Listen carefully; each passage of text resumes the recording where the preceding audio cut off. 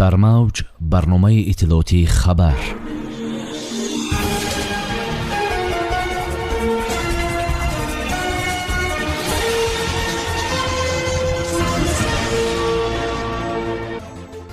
президенти ҷумҳурии Тоҷикистон муҳтарам Эмомалӣ Раҳмон ба Масъуду Раббонӣ ордени Исмоили Сомонӣ дараҷаи 1 доданд. президент фармони даъвати тирамоҳӣ ба аскариро имзо карданд. дар интизори ид душанбе то рӯзи истиқлолияти Тоҷикистон чӣ гуна тағйир ёфт? хуҷанд тӯй дорад, рақсу бозиву консерт то рӯзи истиқлолияти давлатӣ идома меёбад. бритониё шумори дипломатҳояшро дар Тоҷикистон зиёд мекунад. тасмими Толибон барои зарбаи охирин ба Панҷшер. асосгузори сулҳу ваҳдати миллӣ пешвои миллат президенти ҷумҳурии Тоҷикистон муҳтарам Эмомалӣ Раҳмон бо фармонҳои худ ду шахсияти шинохтаи ҷумҳурии исломии Афғонистон Шодравон Бурҳониддин Раббонӣ ва Аҳмадшоҳи Масъудро пас аз марг бо мукофоти олии давлатии Тоҷикистон ордени Исмоили Сомонӣ дараҷаи 1 сарфароз гардонинданд. гуфта мешавад, ки ин мукофоти олиро президенти мамлакат ба истиқболи 30-солагии истиқлолияти давлатии ҷумҳурии Тоҷикистон доданд. ба ифтихори 30-солагии истиқлоли давлатии ҷумҳурии Тоҷикистон собиқ президенти ҷумҳурии исломии Афғонистон профессор Бурҳониддини Раббонӣ барои мусоидат ва миёнҷигарӣ ба баргузории музокироти байни тоҷикон дар солҳои 1993-1996 ва саҳми бузург дар раванди истиқрори сулҳ дар ҷумҳурии Тоҷикистон бо ордени Исмоили Сомонӣ дараҷаи 1 сарфароз гардонида шавад омадааст дар хабарнома. дар фармони президент дар бораи сарфарозгардонии Аҳмадшоҳи Масъуд низ саҳми ӯ дар раванди истиқрори сулҳи тоҷикон зикр шудааст. қаҳрамони миллии Афғонистон Аҳмадшоҳи Масъуд барои мусоидат ва миёнҷигарӣ ба баргузории музокироти байни тоҷикон дар солҳои 1993-1996 ва саҳми бузург дар раванди истиқрори сулҳ дар ҷумҳурии Тоҷикистон бо ордени Исмоили Сомонӣ дараҷаи 1 сарфароз гардонида шавад.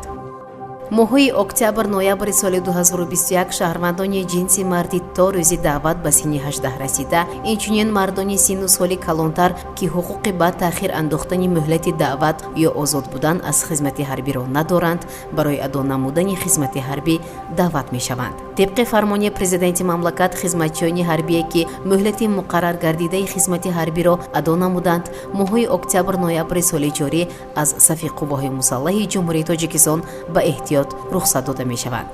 ҳамин тавр вазорати мудофиаи Тоҷикистон, раисони комиссияҳои даъватии вилояти мухтори кӯҳистони Бадахшон, вилоятҳо, шаҳри Душанбе ва шаҳру ноҳияҳо вазифадор шуданд, ки бо назардошти хусусиятҳои хоси хизмат дар қушунҳои сарҳадӣ, гвардияи миллӣ ва қисмҳои ҳарбии таъиноти махсус мукаммалгардонии онҳоро бо иштироки мақомоти амният ва корҳои дохилӣ дар навбати аввал бо даъватшавандагони ба таври дақиқ интихобшуда амалӣ намоянд. ҳамзамон ба раисони шаҳру ноҳияҳо ва комиссариятҳои ҳарбӣ дастур шудааст даъвати муташаккилонаи шаҳрвандонро ба хизмати ҳарбӣ ба роҳ монанд. вазорати тандурустӣ ва ҳифзи иҷтимоии аҳолӣ муваззаф шудааст барои муоинаи назоратии тиббии даъватшавандагон табибону мутахассисони бо таҷрибаро сафарбар намояд. душанбе ба яке аз идҳои асосии давлатӣ рӯзи истиқлолияти Тоҷикистон, ки ҳамасола санаи 9 сентябр таҷлил мешавад, омодагӣ мебинад. истиқлолияти ҷумҳурӣ дар соли равон 30 сола мешавад. ҷашнвора дар кишвар ба таври васеъ таҷлил карда мешавад. пойтахти ҷумҳуриро парчамҳои миллӣ, наққошиҳо, лавҳаҳои хотиравӣ пайдо мешавад. ба ифтихори рӯзи истиқлолии Тоҷикистон дар шаҳри Душанбе як паради бо шукӯҳи нерӯҳои мусаллаҳ баргузор мешавад. дар он беш аз 15 000 низомиён ширкат хоҳанд кард.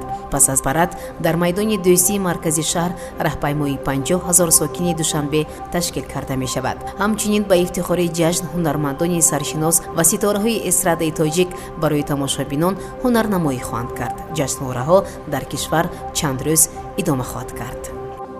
бинобар иттилои дафтари матбуоти мақомоти вилояти суғд дар доираи чорабиниҳои фарҳангӣ марбут ба ҷашни таърихии 30-солагии истиқлоли давлатии Тоҷикистон дар майдони Камоли Хуҷандии маркази вилоят барномаҳои консертӣ намоиш дода мешавад. барномаҳои консертӣ шурӯъ аз санаи 2 сентябр то 9 сентябри соли ҷорӣ ҳар шом аз соати 19 то 21 ташкил гардида, ин иқдом барои истироҳату фароғати сокинон роҳандозӣ карда мешавад, таъкид доштааст манбаъ.